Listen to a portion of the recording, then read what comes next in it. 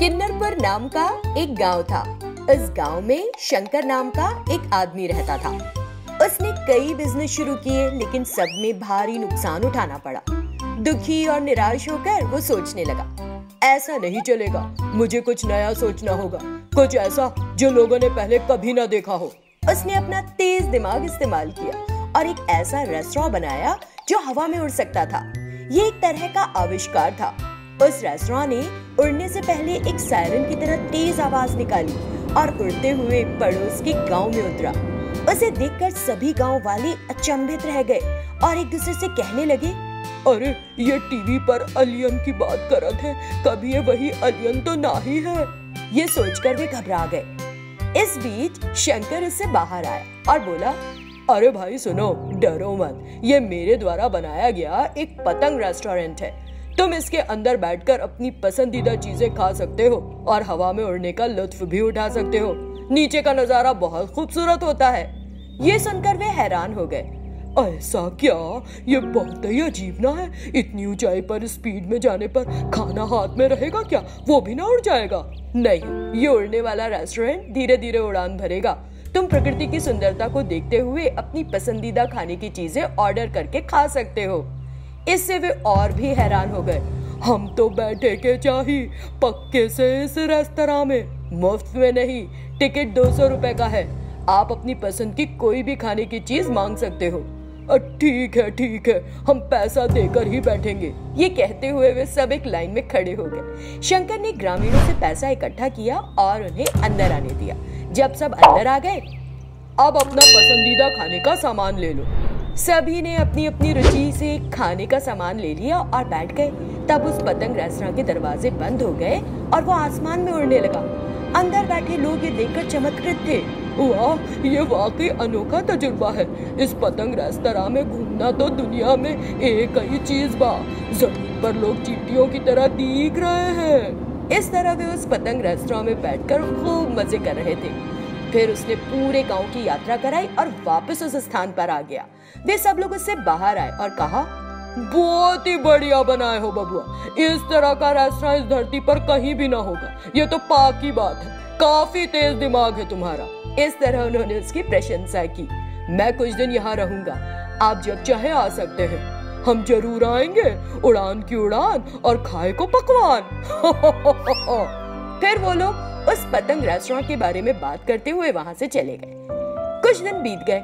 वो पतंग रेस्टोरेंट उस गांव में घूमता था और उस गांव के लोग उसमें बैठकर यात्रा का आनंद लेते थे।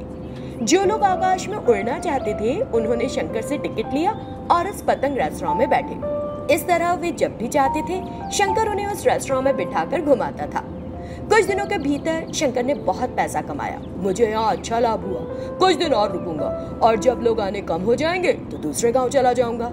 उसने अपने पतंग रेस्टोरेंट से न सिर्फ खूब पैसा कमाया, बल्कि उसे संतुष्टि भी मिली और गांव के लोगों के तो मजे हो गए। कहानी पसंद आई हो तो लाइक करें और चैनल सब्सक्राइब करके बेल आइकन दबाना ना भूलें।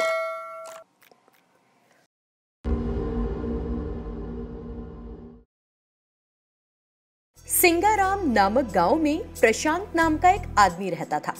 उसने अपने गांव में एक स्विमिंग पूल रेस्टोरेंट स्थापित किया। ग्राहकों को स्वादिष्ट भोजन कराने के लिए सभी आवश्यक सुविधाओं की व्यवस्था भी की। बहुत से लोग वहां आते थे और आनंद लेते थे। एक दिन किरण नाम का एक व्यक्ति उस रेस्टोरेंट में आया और उसने एक चिकन दम बिरयानी का ऑर्डर दिया। थोड़ी देर बाद वेटर चिकन दम बिरयानी लेकर आया और उसे परोसी। किरण ने बिरयानी को अच्छे से खाया, लेकिन थोड़ी सी प्लेट में छोड़ दी। फिर उसने अपनी जेब से एक छिपकली निकाली और बची हुई बिरयानी में डाल दी। छिपकली, इस खाने में एक छिपकली है। मैंने ये पूरी प्लेट बिरयानी खा ली है, अब मैं नहीं बचूंगा। इस तरह वो जोर जोर से चिल्लाने लगा। क्या हुआ सर, आप ऐसे क्यों चिल्ला रहे हैं? क्या हुआ? बिरयानी में छिपकली थी और मैंने बिरयानी खा ली है। मुझे नहीं पता कि मेरा क्या होगा। अगर मुझे कुछ हुआ तो मैं तुम्हें कोतवाली भिजवाऊंगा। हाँ सर, गलती से हो गया। हमारा खाना बनाने वाला इसे देख नहीं पाया होगा। आपको कुछ नहीं होगा। ये पैसे लीजिए और अस्पताल जाइए। ये कहकर उसने किरण को पैसे दिए। तुरंत किरण ने उन पैसों को लिया, उस रेस्तरां से बाहर निकल गया और फिर सोचा, मूर्ख लोग, मैंने बिरयानी का मजा लिया और बिल का भुगतान भी नहीं किया, बल्कि उससे ही पैसे ऐड कर बाहर निकल आया। इस तरह वो हंसा और वहां से चला गया। 2 दिन गुजर गए। किरण ने फिर से सोचा, मैं फिर से मुफ्त में बिरयानी खाना चाहता हूँ। इस बार मैं वहां जाकर एक दूसरा तरीका आजमाऊंगा। ऐसा सोचते हुए वो उस रेस्तरां में गया और बिरयानी का ऑर्डर दिया। बिरयानी खाने के बाद उसने इस बार एक कॉकरोच निकाला और उसे बिरयानी में डाल दिया, लेकिन श्याम ने उसे ये करते देख लिया और वहाँ ऐसे आया जैसे कि कुछ जानता ही ना हो। सर, कैसी है बिरयानी? बहुत स्वादिष्ट है ना? क्या स्वादिष्ट? ये तुम्हारे बिगड़े चेहरे की तरह है। मुझे पहले एक छिपकली मिली थी और आज मुझे ये एक कॉकरोच मिला है ना?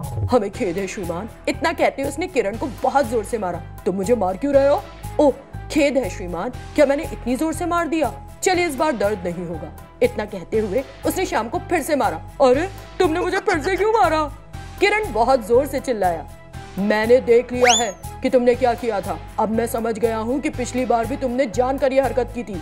इतना कहते हुए उसने उसे बहुत पीटा। नहीं नहीं नहीं नहीं नहीं, मेरी पिटाई बंद करो, मैं बहुत शर्मिंदा हूँ, मुझे माफ कर दो। तब श्याम ने उसे पीटना बंद कर दिया। सुनो, तुमने जो खाया उसके लिए पैसे चुकाओ, नहीं तो यहाँ के सभी बर्तनों को साफ करो और निकलो यहाँ से। ठीक है, मैं बर्तन साफ कर दूंगा, मेरे पास पैसे नहीं है। इतना कहकर उसने बर्तन साफ करने शुरू किए और सोचने लगा, क्या सोचा था, क्या हो गया, मैं तो पकड़ा गया, दोबारा ऐसी गलती करने की सोचूंगा भी नहीं। इस बीच श्याम ने बड़े बड़े बर्तनों का ढेर वहां लाकर किरण के सामने रख दिया। इन बर्तनों को भी साफ करो। ऐसी बड़ी बड़ी कढ़ाइयां को देखकर किरण ने कहा, हाँ, और वो चक्कर खाकर नीचे गिर पड़ा। कहानी पसंद आई हो तो लाइक करें और चैनल सब्सक्राइब करके बेल आइकन दबाना ना भूलें।